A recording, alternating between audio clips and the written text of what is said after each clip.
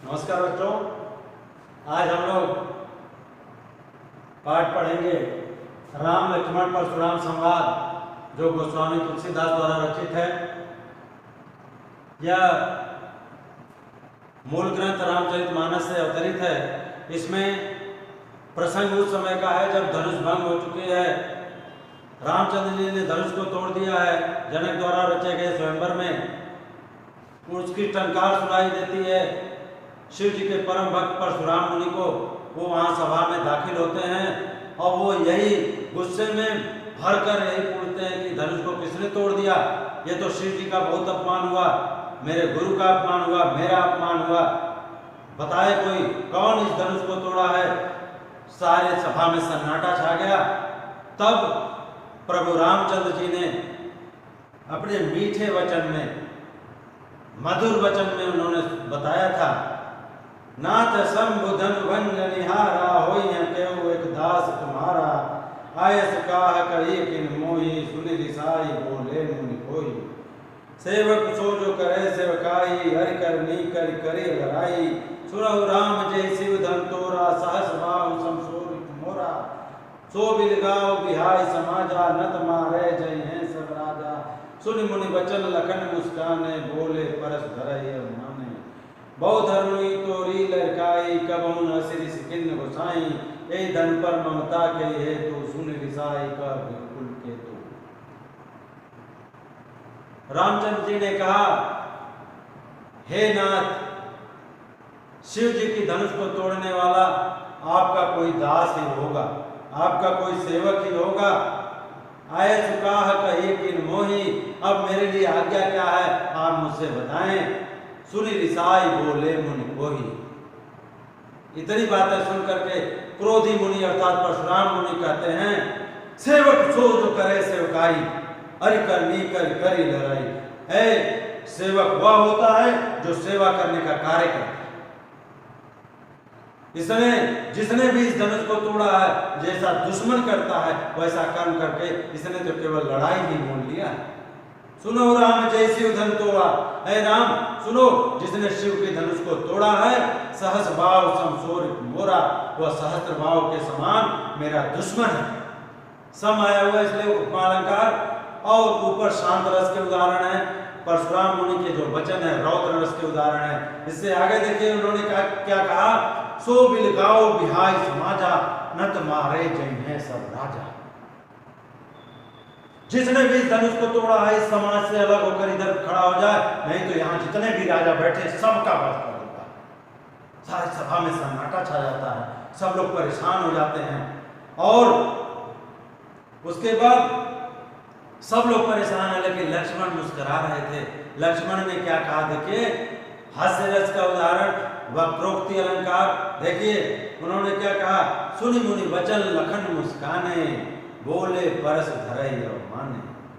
मुनि के वचन सुनकर लक्ष्मण मुस्कुराने लगे और परशुराम मुनि की अवहेलना अपमान करते हुए उन्होंने कहा, बहु धनुई तोरी लड़काई, और कबहु न सिरि सिकिन गोसाई।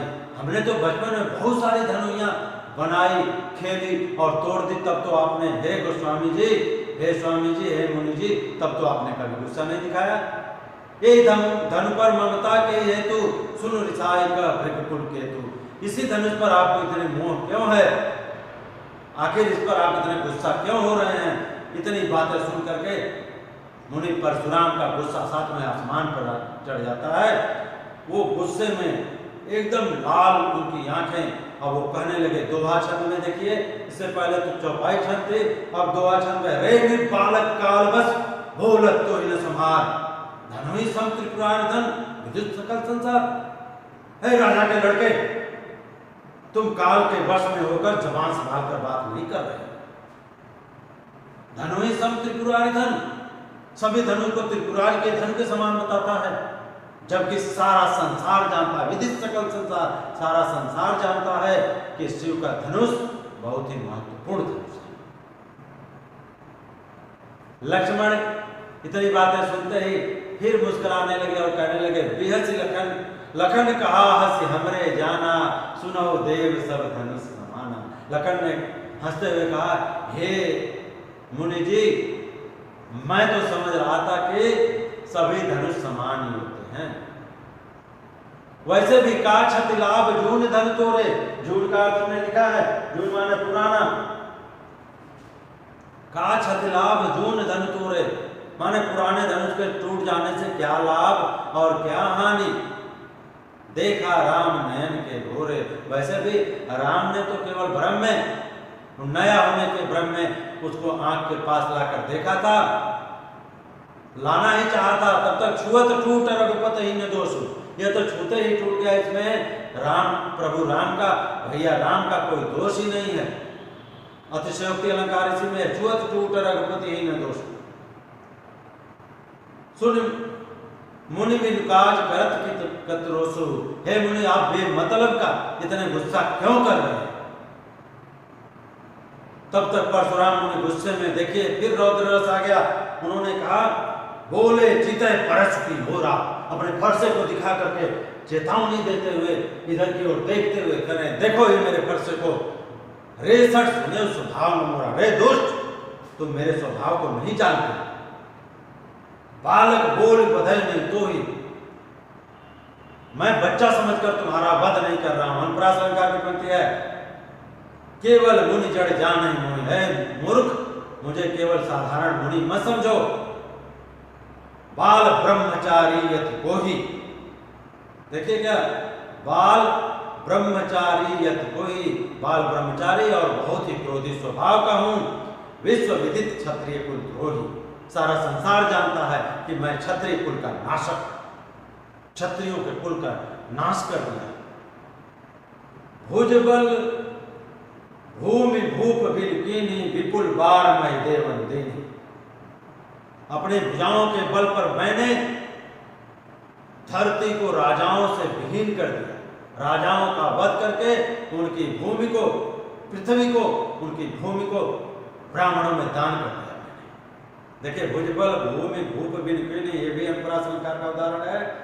और आगे देखिए उन्होंने क्या कहा, सहस्त्र भाव भुज छेद निहारा, परस विलोक मही कुमारा, है राजा के लड़के सहस्त्र भाव की भुजाओं को छिन्न भिन्न करने वाले मेरे इस फरसे की ओर देखो। इसके बाद देखिए दोहा छंद में उन्होंने कहा, मातु पुत ही जन सोच बस करस महिष कुचोर, है राजा के लड़के कुछ भी ऐसा न करो जिससे तुम्हारे माता पिता को चिंतित हो, क्योंकि गर्भन के अर्भक दलन परस मोर अति घोर, क्योंकि मेरा फरसा इतना खतरनाक है, इतना भयंकर है कि इसके डर से तो गर्भ में पल रहा बच्चा भी मर जाता है। मेरा फरसा इतना खतरनाक है, इसलिए तुम कुछ भी ऐसा न करो कि मैं तुम्हारा वध कर दूं और तुम्हारे माता पिता को चिंतित हो। आगे चौपाई छंद में फिर से देखिए, बेहसी लखन बोले मृदुबानी, लक्ष्मण, यहाँ फिर से वक्रोक्ति अलंकार है, व्यंजना शब्द शक्ति है, जहां वक्रोक्ति अलंकार होगा व्यंजना शब्द शक्ति होगी। यहाँ पर देखिए, बेहसी लखन बोले मृदुबानी, मधुर वाणी में लक्ष्मण ने हंसते हुए कहा, ओ मुनीश महाभटमानी, ओ मुनि तो महायोद्धा, मान गया मुनि तो बहुत बड़े योद्धा हैं। पुण्य पुण्य मोहि दिखाओ कुठारू, बार बार मुझे कुठार दिखाकर, बार बार मुझे फरसा दिखाकर चहत उड़ावन फूल की पहाड़ी, ऐसा लगता है कि फूल से पहाड़ ही उड़ा देगा। देखिए लोकोक्तियां, मुहावरे, कहावतें आते हैं इसी तरह। देखे फूक से पहाड़ उड़ाना यहाँ पर आया हुआ है, और इसीलिए उन्होंने कहा कि बार बार मुझे कुठार दिखा करके ऐसा लगता है फूक से पहाड़ ही उड़ा देगा। यहाँ कुम्हड़ बतिया को उनाई, ये भी ग्रामीण परंपरा की जो है बात है। कुम्हड़ की बतिया जो तर्जनी देख करके, गांव में मान्यता है लोगों की कि तर्जनी से ऐसे दिखा दे वो बतिया मर जाती है, तो फिर कुम्हड़ नहीं बड़ा बनता है। कह रहे हैं, लक्ष्मण ने कहा यहाँ भी कोई कुम्हड़ की बतिया नहीं है, देख तर्जनी जो आप बार बार ऐसे इशारा कर करके बता रहे हैं, समझ जाओ यहाँ भी कोई कुम्हड़ की बतिया नहीं है जो आपके कहे पर डर जाए, मर जाए।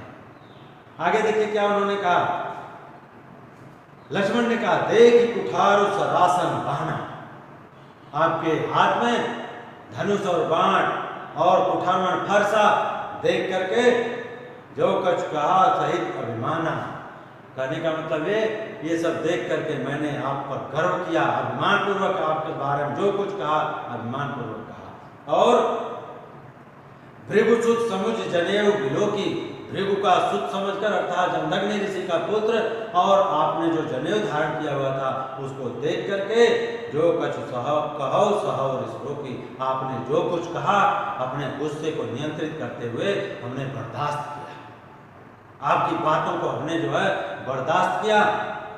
और वैसे भी सुर महिसुर हरिजन अरुगाई, हमारे कुल इन पर न सुराई। वैसे भी सुर देवता, महिसुर ब्राह्मण, हरिजन भगवान के भक्त, गाय मतलब गाय, इन चारों पर हमारे कुल इन पर न सुराई, इन चारों पर हमारे खानदान के लोग, हमारे कुल की ये परंपरा है, हमारे खानदान के लोग इन पर कभी वीरता का प्रदर्शन नहीं करते। क्यों?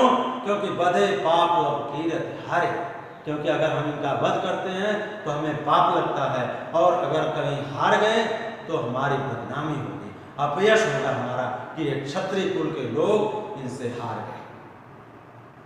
ऐसे में मारता पापरी तुम्हारे, ऐसे में अगर आप हमें मारते भी हैं तब भी हम आपके पैर छुएंगे, आपके पैर पड़ेंगे।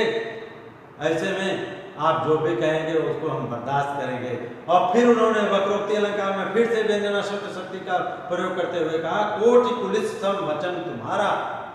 उपमा अलंकार की पत्ती और अनुप्रास अलंकार में कोटि कुलिस सम वचन तुम्हारा, करोड़ों वज्र के समान कठोर आपकी अगर इतनी वाणी है तो व्यर्थ धरो धनवान कुठार। तो आपने तो बेकार में धनुष बाण और कुठार धारण किया हुआ, आप तो अपनी वाणी से ही सबको मार डालेंगे। दो अक्षर आगे देखिए, जो भी लोग की अनुचित कहूं क्षमहु महामुनि धीर। फिर भी अगर आपके देखने में अगर लगता हो कि हमने कुछ गलत कहा, क्षमहु महामुनि धीर, हे महान धैर्यवान मुनि आप मुझे क्षमा कर दे। इसमें भी व्यंग्य छिपा, वक्रोक्ति अलंकार है, व्यंजना शब्द शक्ति है। अगर आपकी समझ में लगता हो कि आप मैंने कुछ गलती की तो आप मुझे क्षमा कर दें, क्या कि आप तो बहुत ही धैर्यवान मुनि हैं।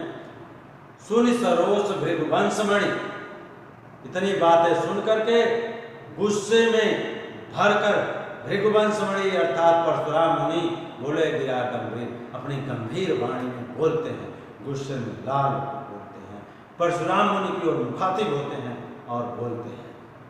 इससे आगे का पाठ हम दूसरे पार्ट में देखेंगे। धन्यवाद।